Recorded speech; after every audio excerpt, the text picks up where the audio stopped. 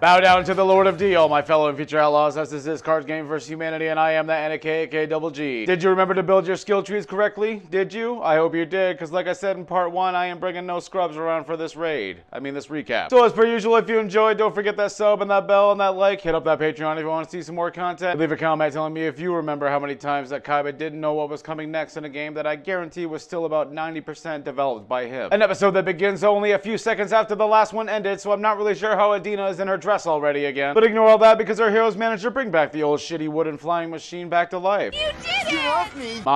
I already told you twice in the last episode.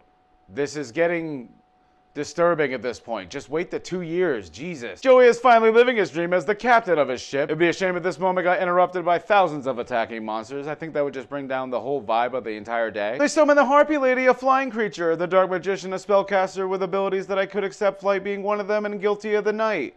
A guy with a spear. How's he attacking people in midair? Thunderball smash into the ship, causing Yugi to trip back and leaving him vulnerable to the Whiptail Crow's attack. And because this is an episode of Digimon and not Yu-Gi-Oh! Chumon, Nero the Fairy tanks the attacks and saves Mimi, Yugi. He then remembers that monsters are pointless and magic cards are OP, using Swords of Revealing Light to stop thousands of monsters in their track while mourning over the loss of his friend. No!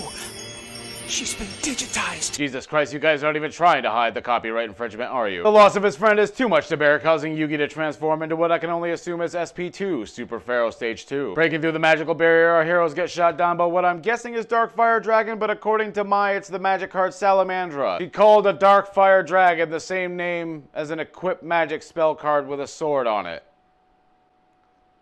What do I even do? The ship frickin' explodes immediately, but luckily Yugi is far too powerful right now, summoning Fortress Wing, Guardian of the Winged Fortress, and taking our heroes up to the Castle of Dark Illusions. We head back to Kaiba and the Witty Phantom, who reenact your average conversation between an Amazon warehouse manager and the executive who hired him. You programmed me to torment my captives, not let them sleep. He reveals Mokuba in a dress right next to him, and funnily enough, Kaiba doesn't question anything about that. Mokuba basically just ignores the Witty Phantom, who does absolutely nothing to defend himself, and summons the Sword Stalker to set his brother free. Pedo summons the Almighty Blue Eyes and wrecks the shitty Phantom who did nothing to stop it. Like, why did he even fucking bring them here? He just summons Mokuba and allows him to set his brother free, and he's like, sure, kill me now.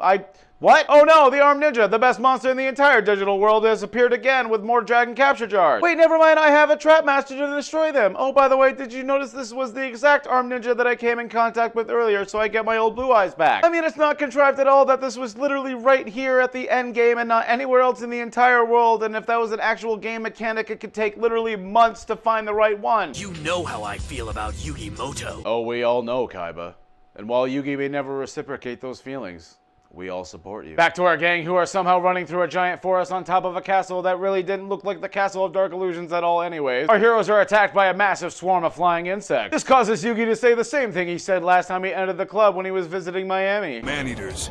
This must be one huge bug nest. Yugi says fuck this shit and just activates Mirror Force because why use monsters when magic and trap cards have literally no monster limit to them. The resulting flames burn down the entire forest because fuck collateral damage. Also releasing the Great Moss that seem to only be on turn 5. Joey and Mai are very scared, but Yugi is still in rage mode from the loss of his friend. By activating Catapult, Turtle, Karibo, and Multiply all at once, to launch a goddamn sweeping cluster bomb level attack on the Great Moss, destroying all of them and leaving a path to the cavern.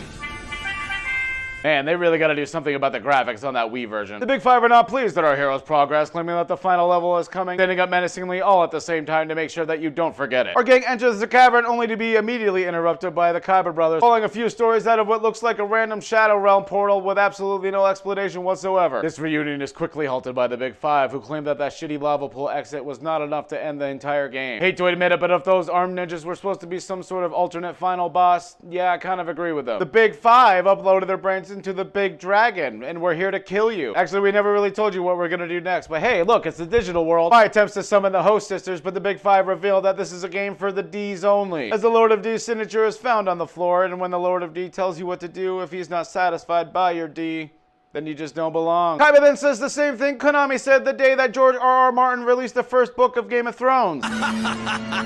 You dare challenge me to a battle of dragons? It's so awesome, everyone. Kaiba summons the Blue Eyes, Joey summons the Red Eyes, Mai summons Harpy's pet dragon, and Yugi summons the Curse of Dragon.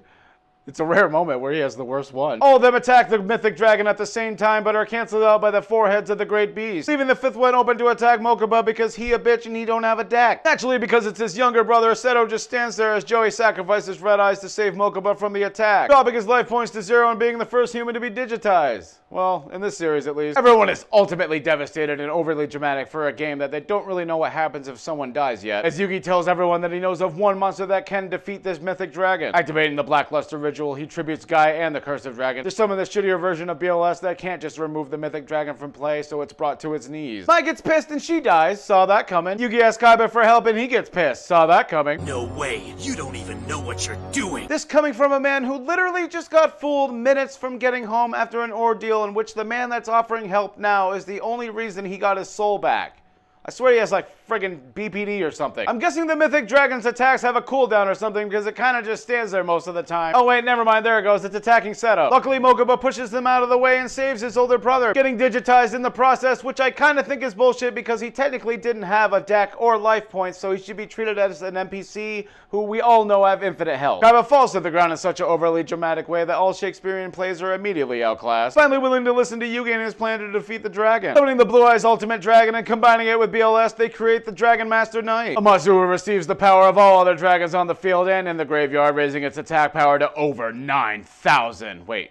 No, it's exactly 9,000. My bad. Destroying the mythic dragon in one shot, our heroes fall into a void and wake up being celebrated by a bunch of NPCs. Apparently the princess was the mystical elf the entire time, something that, you know, Kaiba should have probably known. She's casting a spell to bring back our friend. How the fuck would he know that? The episode ends with Kaiba refusing to thank everyone except for Yugi, to which he offers a bit of gratitude, to which Yugi says, quit being a bitch and admit you love me. Well, that's it for this week's episode. I want to thank you all for watching. If you enjoyed, don't forget that sub and that bell and that like, and leave a comment telling me if you think the devs really need to update that endgame. I mean, that boss kind of just stood there the entire time. Tune in next week where I highly recommend you do not watch with your girlfriend, because if she sees Duke Devlin, she will no longer be your girlfriend. And of course, a shout out to all my patrons. After 3,488 runs, I've finally got that mythic chest piece armor.